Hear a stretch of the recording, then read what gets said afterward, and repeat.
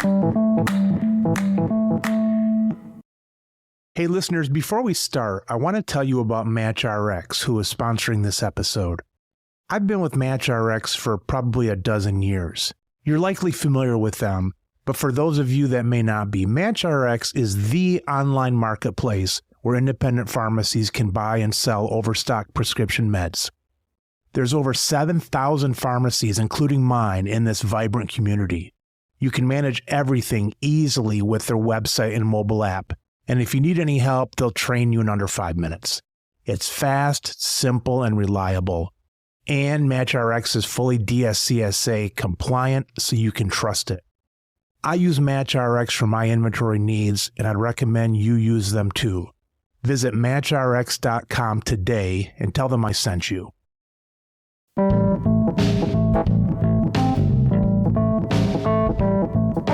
Welcome to the Business of Pharmacy podcast, where we explore the business of pharmacy through candid, in-depth conversations with the industry's top leaders.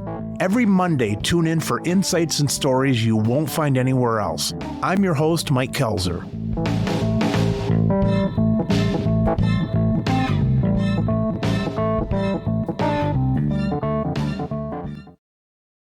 Michael, for those that haven't come across you online, introduce yourself and tell our listeners what we're talking about today. I'm Michael Hogue. I'm the CEO, Executive Vice President of the American Pharmacists Association in Washington, D.C. We're the national professional association for all pharmacists, pharmacy technicians, student pharmacists, and pharmacy scientists. And today, I hope we can talk a little bit about our profession, some of the challenges that we're facing in the profession, what I'm doing and APhA is doing collectively to try to fight those battles on behalf of the profession and our members, and then maybe talk a little bit about some of the things I see that are hopeful out there in the environment.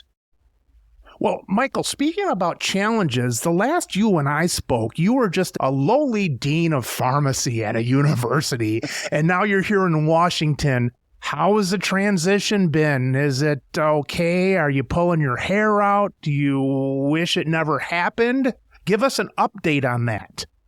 Well, I have to tell you that I'm pretty passionate about the profession of pharmacy. For people who know me, I eat, breathe, and sleep pharmacy and just love our profession and love the folks in our profession.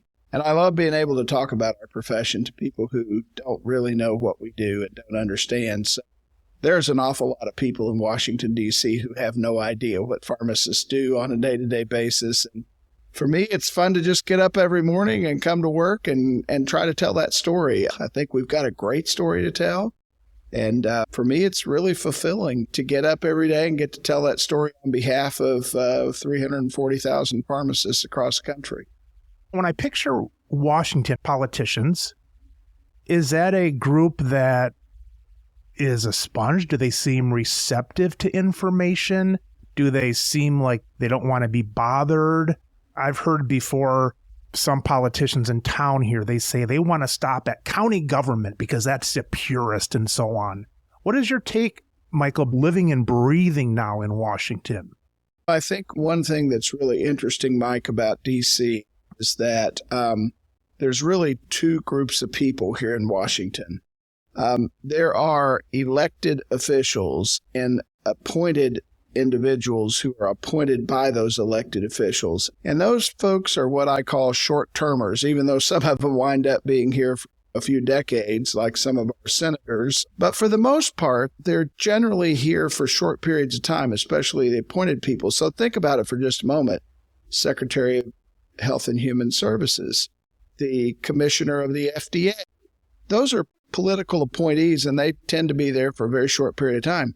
The other group of people in D.C. are the career federal servants, the federal employees. They're career employees of the government, and it doesn't matter which administration, which political party's in power, they're here, and they're doing things in and out.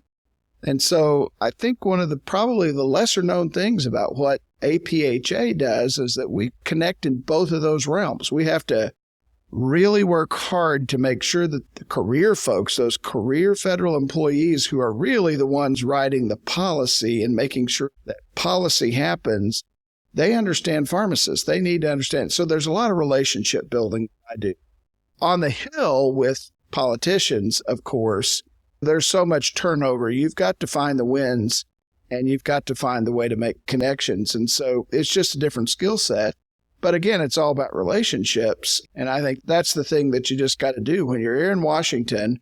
You have to essentially learn how to be apolitical. You can't favor one party over the other. And you've got to learn how to get your message across to both those politicians who have something they're trying to accomplish in a very short period of time and those career government employees and servants who are trying to just help our country run. Michael, parcels out a little bit.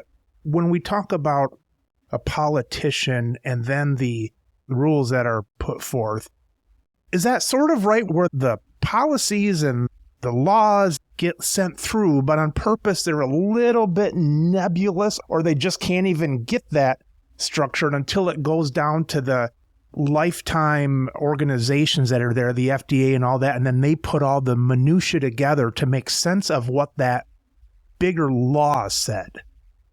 Well, so politicians set direction, and government employees, the longtime employees of the agencies, then are faced with enacting those directions and carrying out the instruction manuals. And every administration has different priorities, different things that they find important, and so they give direction. And so maybe my quote would be good is just an illustration. Perfect. And maybe illustrate just a little bit for you what that might look like. So I probably hadn't been on the job about 4 weeks, and I got an invitation to come to the White House for a briefing with HHS Secretary Becerra, and also attending that meeting was the administrator of CMS. Of course, CMS is hugely important to pharmacy, and so that was an important meeting. And also attending that meeting was the White House Domestic Policy Advisor, Neera Tandon. And so if you can imagine this, sitting in a room at the White House with a political appointee, the HHS Secretary, and the administrator of CMS, also a political appointee, and then the policy advisor for the White House, also a political appointee, you realize you're sitting in a room with people who have an objective and a very limited time to accomplish their objective.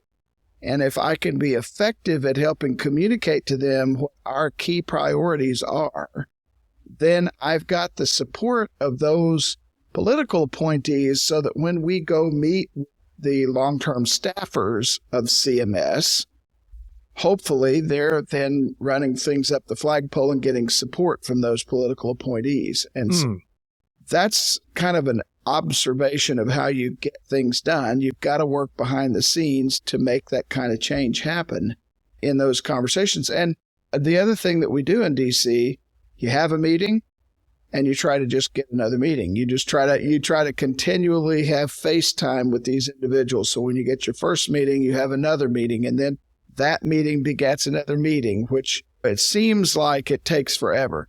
But we have seen positive change happen even in just the last few months because of these discussions.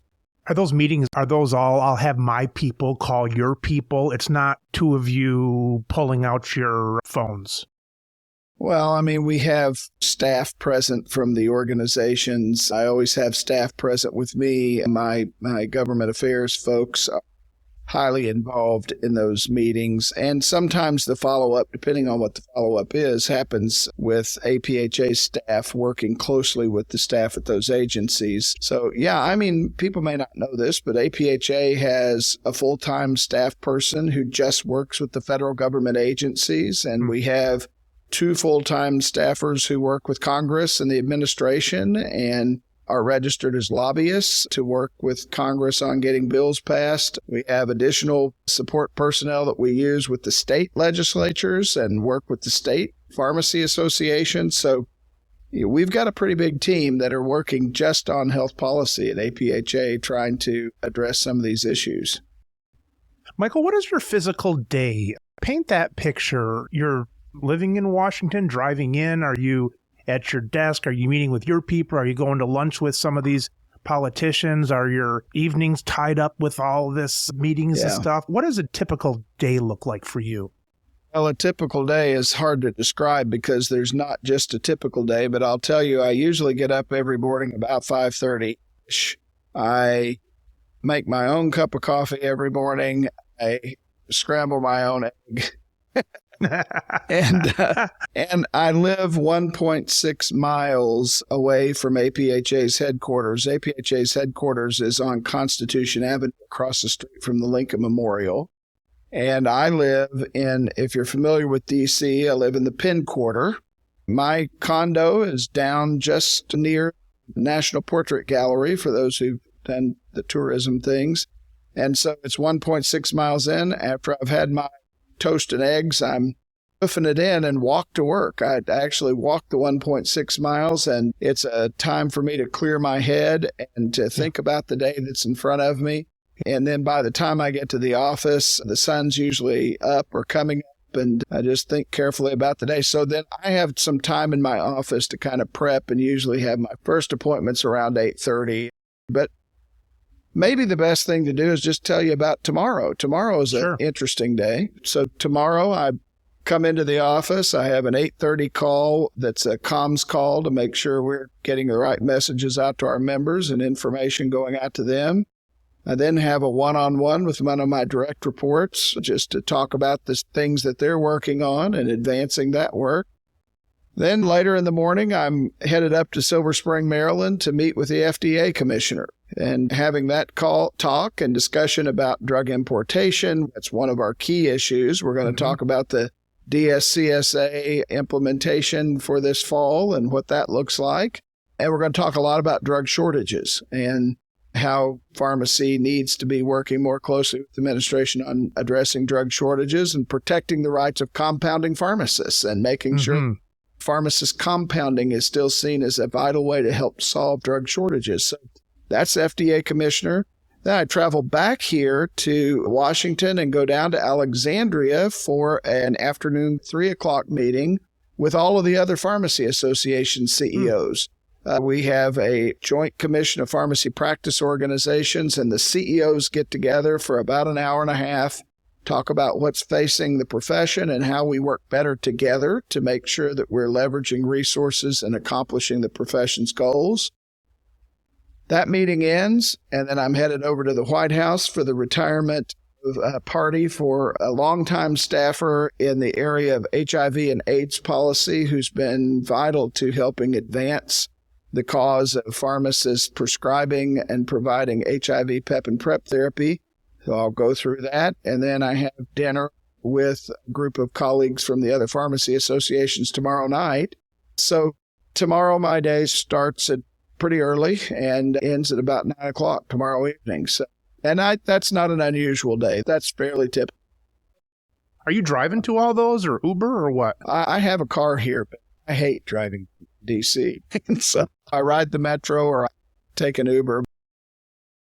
Michael, what was the biggest surprise in Washington? What's something that you didn't realize that was going to happen with this new living arrangement and so on?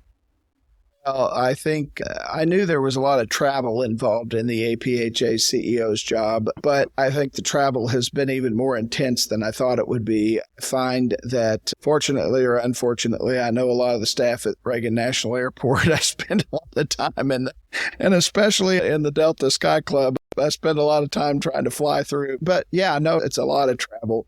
And I came from Southern California and had a routine. You can get in a pretty good daily routine of exercise and diet and so forth. When you're traveling from one city to the next, and sometimes I'm on a plane every day going to a different place, it can get kind of hard to get a good routine. So I've had to pay really close attention to my physical health and make sure that I'm doing the right things, eating the right foods and exercising and keeping myself healthy. You look good, by the way. Well, thank you. I appreciate that. Way to go. Not where I need to be, but I'm getting there. What do you miss physically the most about your job? You miss having donuts in the morning with your professors, or you miss visiting the campus, whatever. What do you miss most about the actual physical location?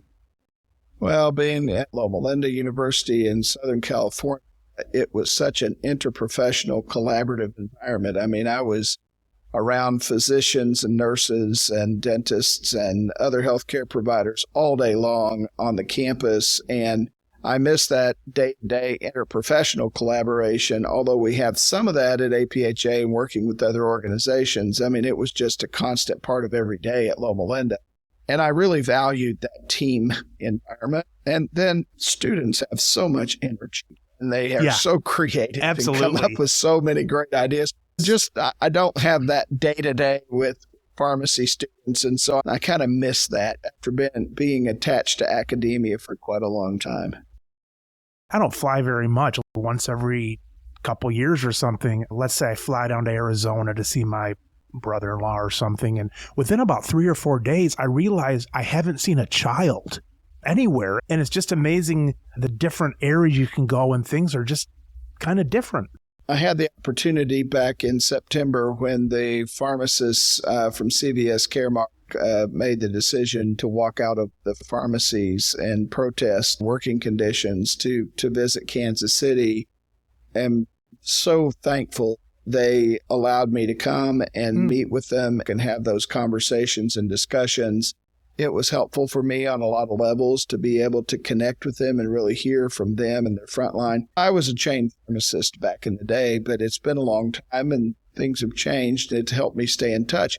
And then 2 Fridays ago, I flew down to North Alabama and met with a group of independent pharmacists in their pharmacies and the counter with them. And I needed to get in touch with what was really going on with DIR fees and cliff that we're facing and the reimbursement challenges that pharmacists are facing. I had the chance to meet with about 6 different pharmacies with 12 or 15 different pharmacists and hear their stories and see in real time what was going on, understand that. And I did the same thing a few weeks ago, went up to Delaware to meet with a colleague who owns a pharmacy in a smaller town, had the chance to kind of just be with him and see what was going on and experience it. For me personally, Mike, I think it's just vital in my role that I connect with pharmacists in their practices, that I can be much more effective in Washington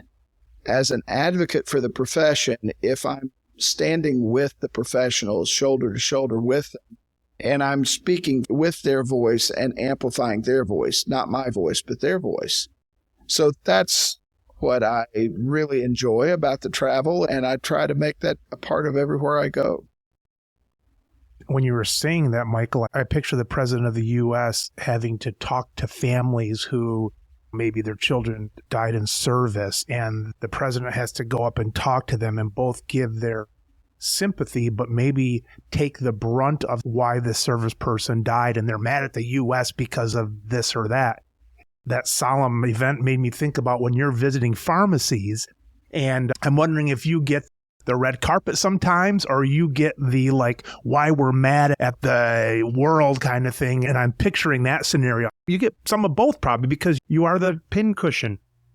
Yeah, no, actually, I love getting both parts of that feedback to understand, frankly, where the frustrations really are, where the rubber meets the road. It's really important. And I've said this many times before, folks that have read some of the blogs I've written and other things, I've said this, but talk is cheap. And we can talk all day long about the changes that need to happen, but the reality is that action needs to happen. And it's not enough to just talk about what changes need to happen in our profession. We've got to take real action. Most of these issues that face our profession are not just simple issues.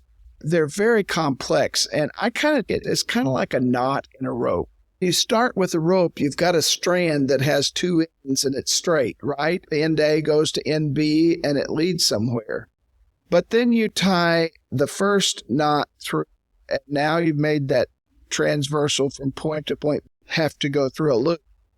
And what's happened in our profession and the complexity, particularly in the reimbursement around pharmaceuticals, how pharmacies get paid and how they staff, and hospitals too. This is not just community pharmacy. This applies to hospitals and outpatient.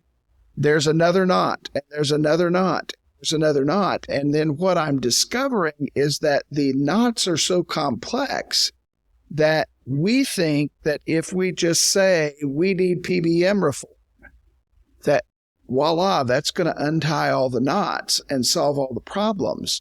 But it isn't. It's much more complex than that. Will it solve a problem? Yes, it could solve a problem. It will get to a portion of the issues that need to be solved.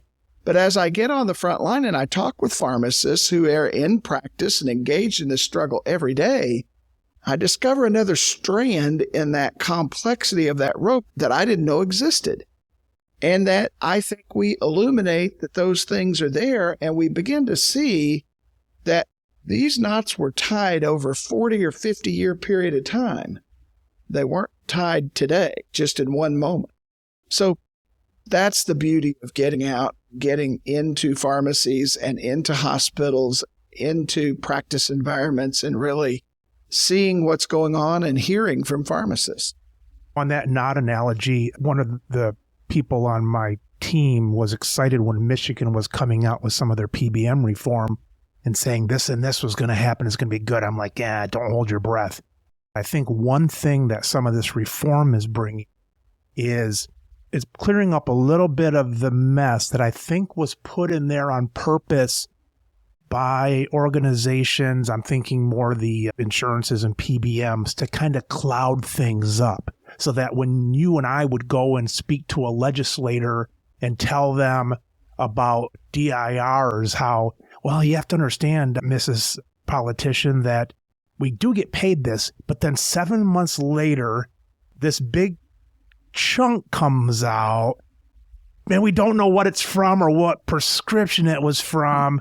And I almost think like their eyes like go back in their head because they're so confused. I think that some legislation, even though it may not move the ball forward, at least it clears up some of these games so that when we talk to politicians, they can maybe understand it a little bit better. Let's say when the DIR retroactive things are gone, that kind of stuff. I don't know. Do you think, Michael, in your career, it's easier to explain the problem to somebody now because they know about it more, or is it just as opaque? I think I've talked to people who are outside of healthcare about our industry over and over again. I hear people say that the pharmacy segment of the healthcare industry is probably the most convoluted and confusing of the entire system. And I hear people in other industries say that while their industry might be complex, they would never begin to hold a candle to the complexity of the pharmacy payment system in the United States. There's no question that we have complexity to it. I recently had good fortune to be able to sit in a session with Walter Isaacson. Walter Isaacson was the author of the biography on Stephen Jobs. And of course, sitting on my desk, Elon Musk's biography. And Isaacson has lots of experience in media and in writing and so forth, but he made the observation, the thing that these giants in tech have been good at doing is taking very complex information that the average person can't understand and explaining it in such a simple way that it becomes understandable and actionable.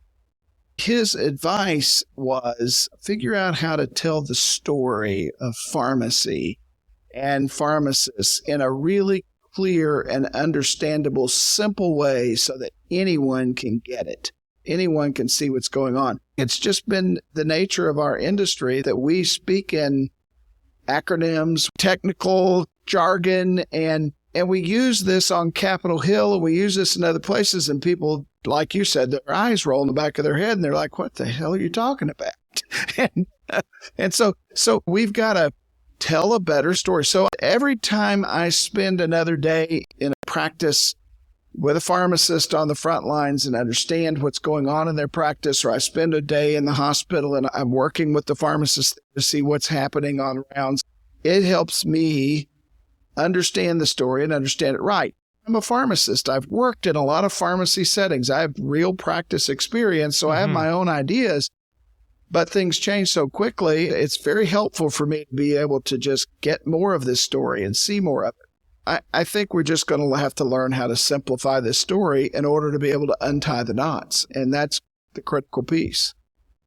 You see it all the time with the media where they don't want you looking in this figurative corner, and so they have some fuss going on in this corner. So the story goes there and it hides this story. And I think that the PBMs, I hate to say in their wisdom, because I don't want to say they have any, but yeah, here I am talking about the obfuscation of all their language and so on. I'm waiting for them and the law to clear it up.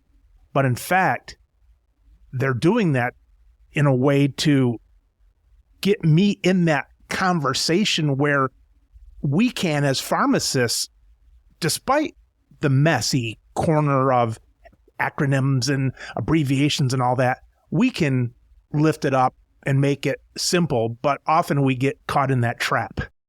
Let me also say another thing I've learned about PBMs, just something that may be a little surprising to your listeners that I've discovered and learned over the last few weeks. First of all, I mean, pharmacists know this, but PBMs are not insurance companies, and that's a big point of confusion in the marketplace. The marketplace thinks that PBMs are insurers, but they don't insure anything. They actually just administer benefit, usually owned by either an employer or a health plan. And so either an insurer's actualization or an employer. And so first thing is you just got to understand that the people who are purchasing healthcare are confused about what PBMs are supposed to do. So that's very important. Second thing that I've learned that I think is really critical to know is that pharmacists understand that oftentimes PBMs cost our system tremendous money. I think recently the Kentucky state government realized that in their Medicaid program that the PBM was actually costing them over $250 million a year. They eliminated their PBM and went to a self-administered pharmacy benefit, saved over $250 million. I don't remember the exact number, but it was a huge number. And I'm sure my friend Ben Mudd, the CEO of the Kentucky Pharmacists Association, could give you the details. But how does that happen? Well, it happens because of this rebate scheme. And so what employers hear is, we'll get you more rebate money and we'll guarantee you the rebate money. And boy, that sounds really attractive to a self-insured employer or even to a state government, that you're going to produce this rebate money. Wow, I like rebate money. That's cash coming in. If you're a state government, think about it. You get a budget from the state legislature that's based on cost, right? And if you're the state Medicaid agency and you can get rebates, that's free money. That's money that didn't have to get counted in the budget. Now I've got more money to be able to do things with. So I don't care that I overpaid. I don't care that the taxpayers of the state of Kentucky overpaid $250 million. I'm just happy as a Medicaid agency that I got $25 million in rebates because now I can use that money to do whatever I want to do. That's the big game that we have to play with, is this rebate scheme. And gosh, Mike, we could dive deeper into all of these things. There's so many of these learnings I've come across with PBMs in the last few weeks that just, these are things that pharmacists need to understand. How is it that employers and consumers and purchasers of healthcare are seeing the PBMs? We better understand it from their vantage point, because those are the people that have got to have this clarified. And pharmacists are not good at it. What do we say in pharmacy? We're underwater. They're not reimbursing us fairly. To the outside world, to those outside of pharmacy, that just simply sounds like a contracting problem to me. You've got a problem with your contracts, that's your problem. And consumers just want the cheapest price for the drugs. But when you can show these bigger picture things about how the false pretense of rebates can actually cause programs to spend excessive amounts of money on administering their pharmacy benefit because this quote-unquote free money that comes in through rebates, gosh, you can just really change the whole perspective. Michael, that's fascinating, because I've always thought that, well, first of all, I've been in this business for 40 years, and I've always wondered, how can everybody get the wool pulled over their eyes by not realizing that they're getting a rebate, but they paid too much? How could they be so blind? But what you're saying is fascinating to me, because I never thought of it that way. where it's a shell game, even with the company or the municipality, government, whatever. With that comment, do you think that's also true in corporations where there's some part of the corporation that says, we know we're getting screwed on this original price, but we're going to get this rebate back and it's going to look great and we're going to have cash and all that? I can see it in a government thing, but do you think it's also in a corporation, that game? Well, I don't know to what extent employers really truly understand what's going on with pharmacy benefit managers and so forth. There are some employers out there and some health insurers that are starting to get wise to this. I mean, recently in the news was the decision of Blue Cross and Blue Shield of California, or Blue Shield of California, to jettison a portion of their PBM contract and actually self-administer a portion of it, not the whole thing, but a portion of it. And when talking to the chief operating officer of that company, or CFO of that company, and what they're doing, they are beginning to get the light, and they're trying to help other Blue Cross plans across the nation understand it. One of the things I've learned in having conversations in the last 7 months of this job is that health plans actually, by and large, don't really like the PBMs either. The health plans find them to be expensive and difficult to deal with, and that they're challenged each and every day by how they do business. So it's an interesting time that we're in right now, in that there's this big cacophony of voices on Capitol Hill from both sides of the aisle who are saying it's time to pass PBM reform. And I think probably when the budget passes here in March, you will see a PBM reform bill as a part of the budget deal that's coming through Congress. So I fully expect that's going to be the case. And the House has already passed their PBM reform legislation. The Senate has a much more robust version of that, and I think it's going to pass. And I think it'll be a step in the right direction to begin to untie a few of those knots. But the downside is for pharmacists is that the implementation date that's been proposed in Congress is January the 1st of 2028. So that's not going to do anything for the current problems and the current situation that face our profession. But, I think everybody realizes that there has to be change, that change has got to occur. So that's important. All right, Michael, now you brought this up. Give us some more dirt that you've learned on the PBMs. Because that was fascinating right there, that some people want that rebate because it's money in their pocket. What are some other ones? Well, another thing that I have learned that I think is just really fascinating to me is the relationship that the PBMs have with the pharmaceutical manufacturers. So January 1st every year, the pharma companies change the pricing on their medicines, and it's pharmacists, I'm sure, largely listening to your podcast, and everything is centered around AWP. So what gets reported in the press is the AWP of XYZ drug has gone up by X percent and so forth. What I began asking the question, why is that happening? What's going on? Is it just market forces? I mean, to what extent can you explain AWP pricing of a drug simply to cover the costs of research and development?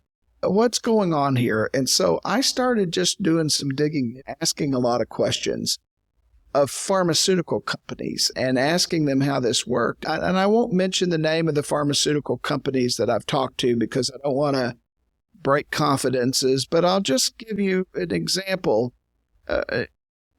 Before states started passing transparency and PBM laws and started regulating PBMs, which thank goodness the Supreme Court allows now the states to do some regulating of the PBMs, PBMs would just simply require some sort of a rebate structure from the manufacturer in order to have that drug listed as a preferred product on their formulary. So it was all about rebates. Well, now you've got these transparency and pricing things going on with the pharmaceutical companies. So the PBMs changed their tactics. And so now instead of demanding, let's say, a 60% of AWP rebate, they now maybe only require a 25% rebate from the pharmaceutical manufacturer, a 30% rebate. And instead, now they've put into place 14 or 15 or 16 different fees that they charge the manufacturer in order to have that pharmaceutical product put on the formulary. Okay? So now the rebates, the manufacturers or the PBM will say to the health plan, oh, yeah, we are 100% transparent. We pass on 100% of the rebates. Well, the amount of rebate they're collecting is only 25% of AWP, and it used to be 60% of AWP, and they keep a bunch of it for themselves. So the employer or the health plan is still getting about the same amount of rebate they always got, but the PBM is instituting all these fees, and those are still invisible because none of the state regulations and laws require the fees to be reported, so the PBM gets to keep all of the fees. And what I discovered in my conversations with some of the manufacturers is that they may have a list price, AWP, that's pretty substantial, over $1,000 on some of these drugs, but they're having to, just to have that drug on the formulary and adjudicated, they're paying the PBM oftentimes 60%, and I even heard, although I haven't seen data to support it, up to 70% of the list price of the drug is getting paid to the PBM just to have that drug on the formulary. So if you see a drug that has a price of $1,000, you can imagine that $600 to $700 of that is getting kept by the PBM. Isn't that extraordinary? You can understand why a pharmaceutical manufacturer then wants to find a way around the PBMs. How do you get around the PBMs? Pharmaceutical companies, pharma, their lobbying organizations on Capitol Hill supporting these PBM reforms too, just like we're on the Hill supporting these reforms, because they're getting taken to the cleaners, and then the American consumer winds up paying higher prices in their copays. And I'll give you one specific example of how that's actually, this is another aha, another gotcha, and this won't be too big of a surprise to a lot of pharmacists and pharmacies, but it might be if you're listener's a hospital pharmacist and doesn't understand the community pharmacy side. So let's just take a product, an insulin product, Novolog, okay? Let's take that product. Novolog has a generic available, so there's a branded insulin, Novolog, and there's a generic insulin that's available as well. There are scenarios that are actually happening today where a consumer will be forced at the pharmacy counter to purchase Novolog at a $60 brand name copay. These are Medicare Part D plans who have a $60 copay for the brand name drug. There's a generic available, but the generic is not covered by the plan. It's off formulary.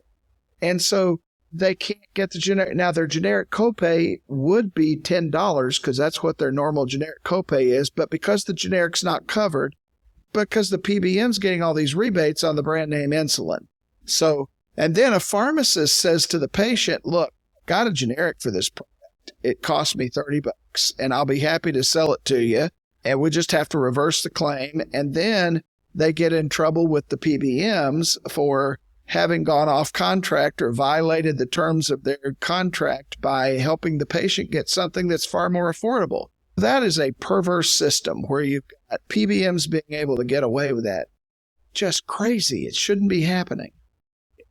In our pharmacy, Michael, I don't carry any brand name prescriptions for all the reasons we're talking about here. And I will tell that quite often to a patient. I probably have this conversation, or my staff does, a few times a week, where they come in and they say, does this inhaler have a generic? So can I get it at your pharmacy? I say, believe it or not, ours costs $100. The brand name costs $500. But they're not going to let you get the $100 one because they want to keep the $500 in the system to pull it out from somewhere.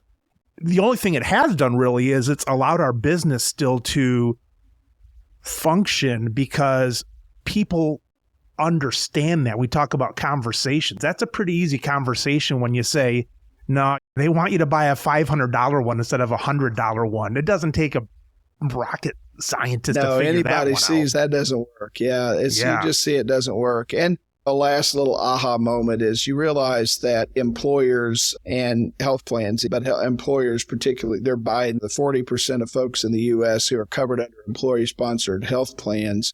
The employers don't understand our industry. They find it very convoluted and confusing. So they rely on brokers to be able to advise them. And brokers make hundreds of millions of dollars a year in kickbacks from PBMs who incentivize them to steer people toward their PBM. So, it's just one thing after another thing after another thing. And somehow, some way, pharmacists have got to break free from this system because it is destroying our ability to practice and take care of patients. It's creating incredible downward pressures on the finances of pharmacies, on hospitals, on the entire system. And that downward pressure financially leads to less money to be able to hire people with. When you don't have enough people, you have incredibly intense, bad workplace conditions that are not just bad in one environment, they're bad in lots of environments.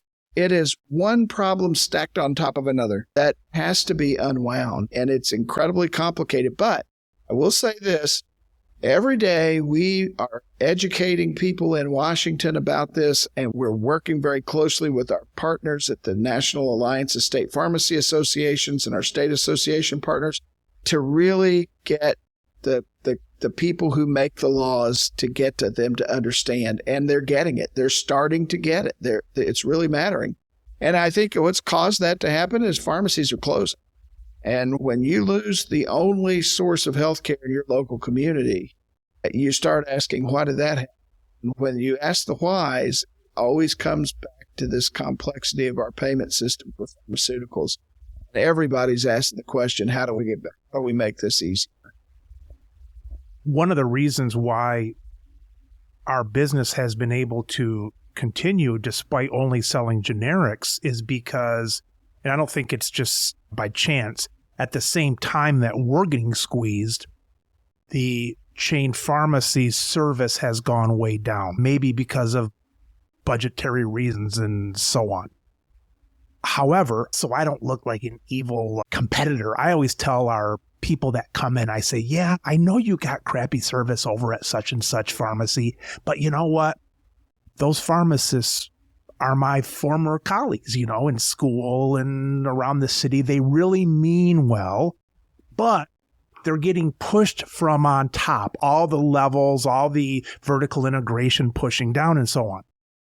But, and Michael, you and I kind of talked about this in an earlier conversation, the APhA is not only representing the worker pharmacist, but you also have to keep in mind other pharmacists who might start to be in this integration, whether it's a manager at a chain or an owner of a smaller chain or someone who's sitting on a PBM board, they're a pharmacist. And so you talk about the knots, and I always want to paint everybody that's one level above me as evil, and that's probably not fair across the board. Well, Mike, herein lies the most difficult challenge that I think the American Pharmacists Association has to think about, is that our tagline is for every pharmacist, for all of pharmacy. And I think the most important word in that tagline is the word for. We support. We are for you. We are in support of the pharmacist. We believe that it's vital that regardless of where you practice as a professional, we're an individual membership association. So I think there's this kind of belief out there that APhA is this grandfatherly type organization and that we're going to do the right thing for the profession all the time. And we do our best to try to do that. But our real purpose is to support pharmacists individually. So I can get pretty wound up, as you saw, on the PBM issue.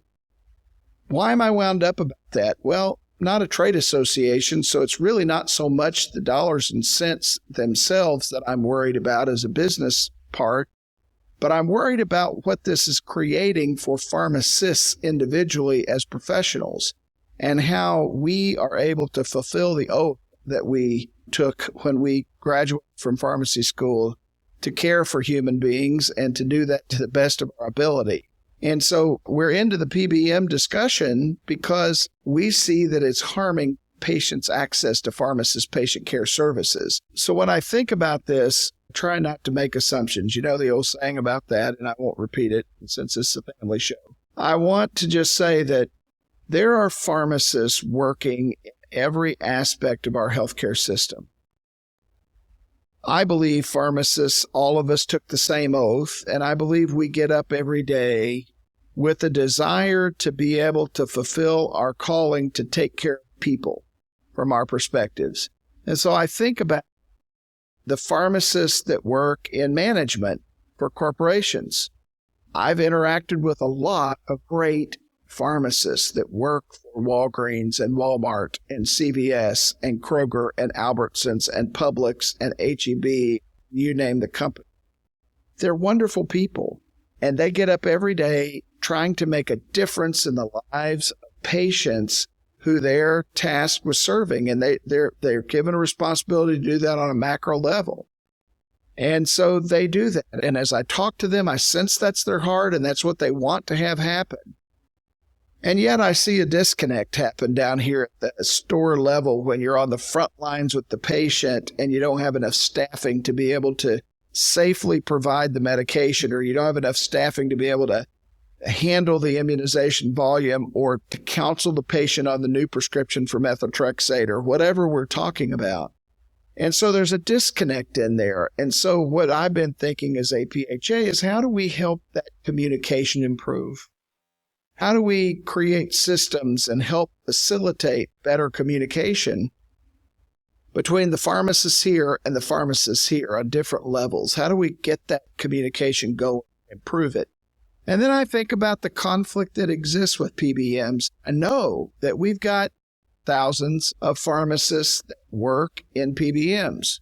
Other pharmacists within the PBM are assigned to step care therapy programs. There's pharmacists that are hired specifically to help patients get the best use out of their specialty pharmaceutical. And so they're working with patients every day. I'm sure those pharmacists get up every day within their heart saying, I am fulfilling my professional oath to help patients get the best use of medications. And the same thing's true across the spectrum, and we could go on and on. So it's real easy, wherever we're in practice, to just sort of generalize, oh, I'm against PBMs. And then when we say that the pharmacists that work within PBMs begin to cower just a bit and say, well, is the rest of the profession against me? Does pharmacy not support me? Am I not a part of the profession?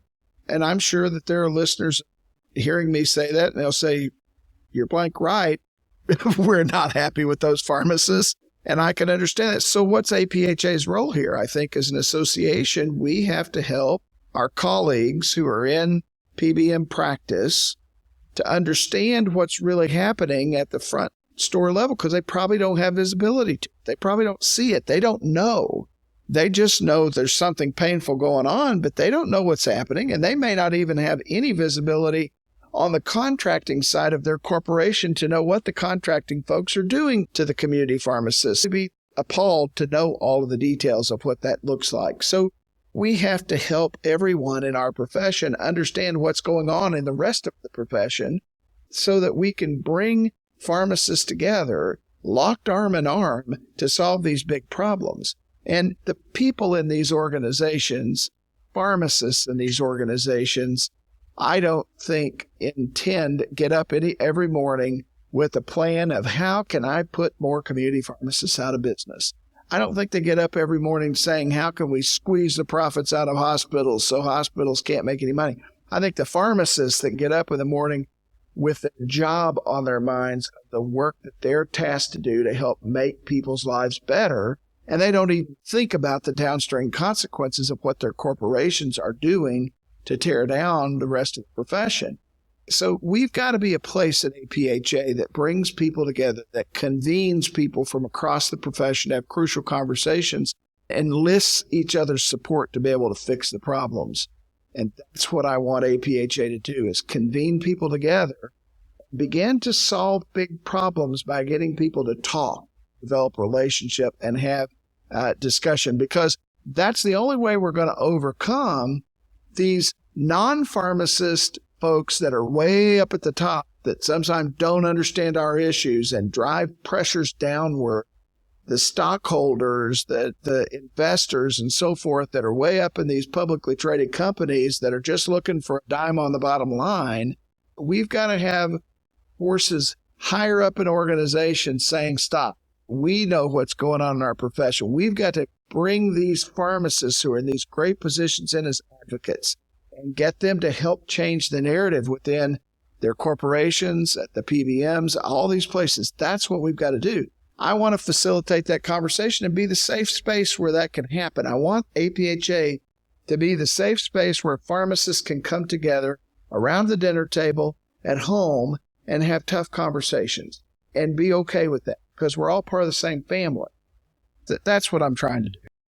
Michael, that's got to put you in a bit of a bind if you've got one group that is not going that direction. In other words, let's say you have a group that says talking is good, but we're going to do a national strike, or we're going to do this, or we're going to embarrass this group in this organization and so on.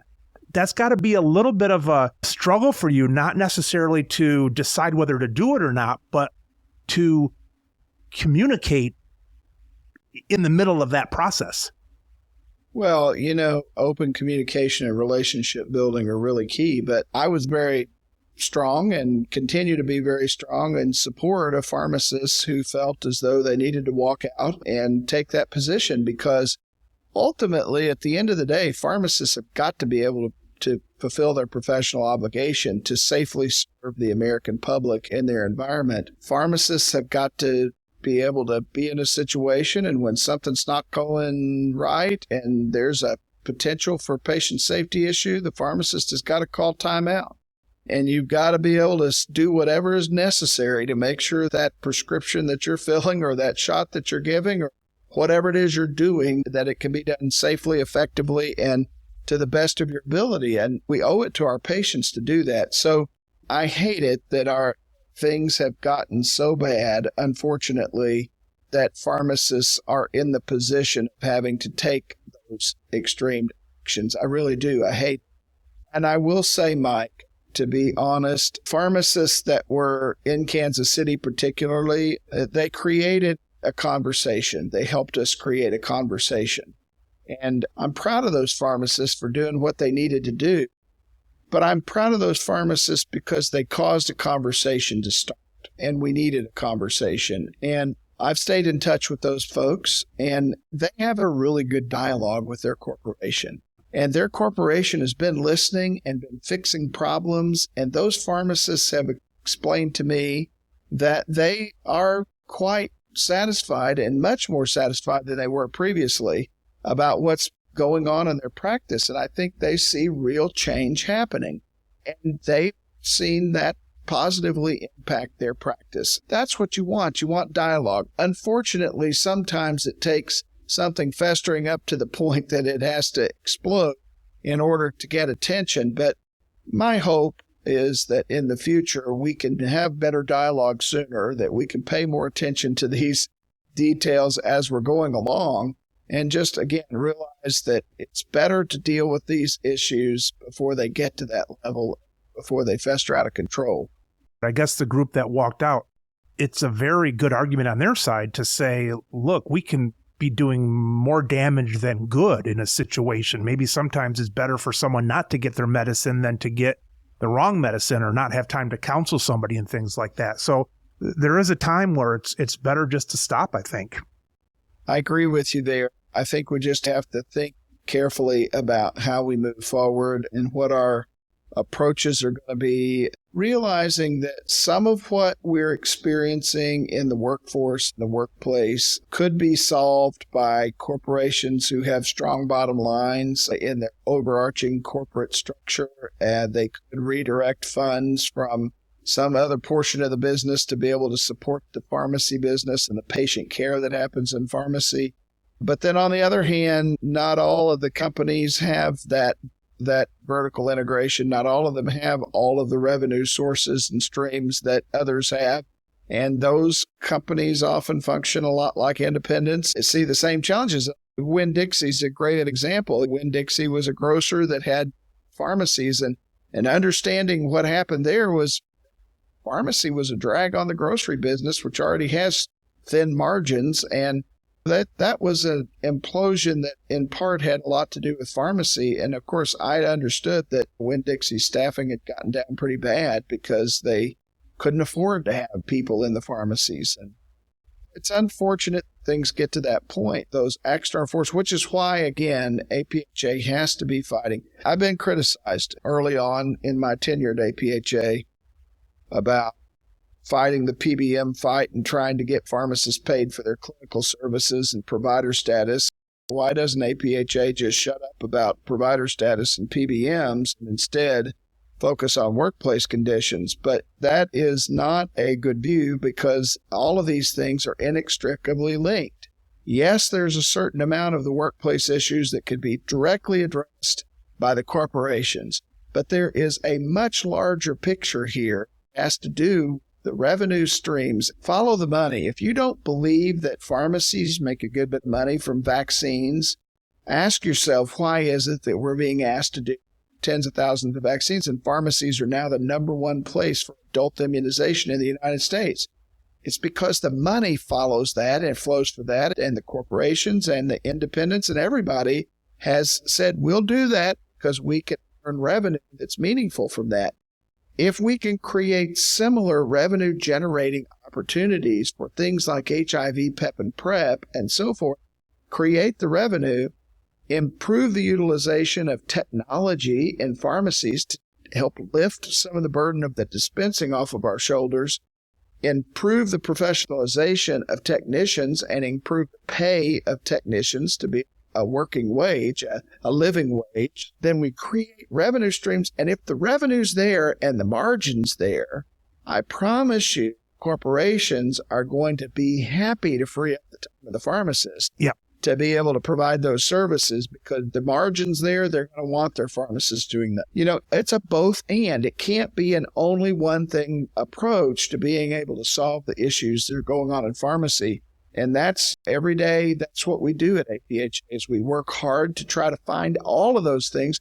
And we've got teams of professionals here at APhA, both non-pharmacists and pharmacists, that pour their heart and soul into making sure that patients have access to the care services of pharmacists whenever they interact in the healthcare system. We try to do that all across the system. It's so easy to look at situations in this world. Unfortunately, I think the sides that are often against it try to simplify it too much, try to bring it down to one single issue, and hardly anything's a single issue. It's easier to pick it with that and fight with that and complain with that, but rarely are things a single issue, as you very well elaborated there. Yeah, and the other thing, just to say, we are a member organization, and I do think that in the past, there may be pharmacists who have said, well, I don't feel like APhA is representing me, or I don't feel like I understand what the value is in being a member of an association. Estimates are that as many as 50 or 60% of the professionals in our line of work are not members of any professional association, state or national, because they don't see the value proposition in doing so. And I just want to help pharmacists find that connection and find value. I want pharmacists to see that they as an individual are important to APhA, and their career advancement and their career development is important to APhA, and that we are going to do whatever we have to do to fight for them, but to also provide that tangible benefit to the individual pharmacist so that they can see how being involved in our profession matters and why it's an important part of the whole system. To say that we're on Capitol Hill fighting is nice, but for most pharmacists, they don't feel that or see that on a daily basis. Just to say we're at the FDA talking about DSCA implementation delays and so forth, that's important to some, but for most pharmacists, they don't get that on a day-to-day basis. It's not meaningful to them. But to help pharmacists be able to connect ways to advance their personal career, to find their way for being what they want to be and being in the environment and fighting for that. Now that they value because they want to be able to see that. And we've not always done a good job as an association of helping pharmacists connect. But I can't change that unless I have individual pharmacists who are willing to tell me what's going on and be transparent with it. And I appreciate when I get emails and telephone calls from pharmacists to say, hey, I'd like for you to see what's going on here in this part of the profession. That's how I wound up in Alabama 2 Fridays ago. It was a pharmacist member of APhA who said, you're in Washington.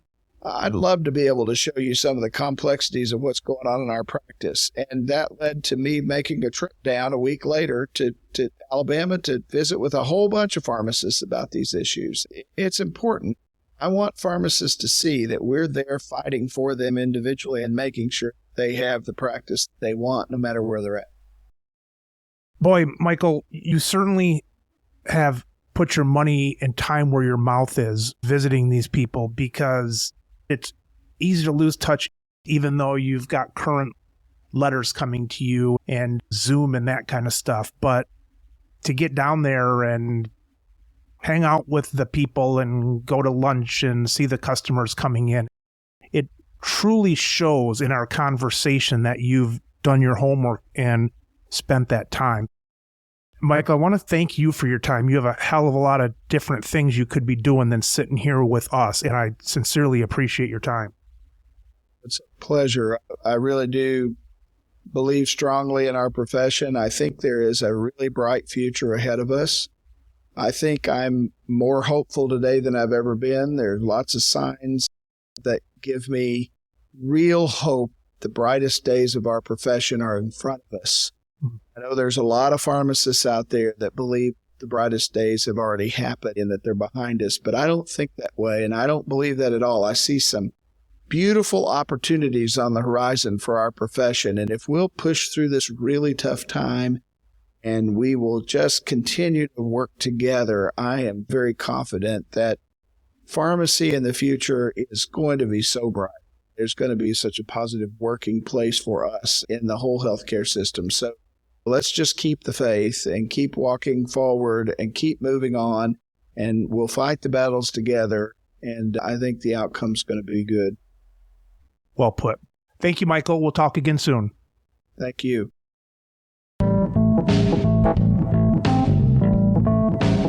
You've been listening to the Business of Pharmacy podcast with me, your host, Mike Kelzer. Please subscribe for all future episodes.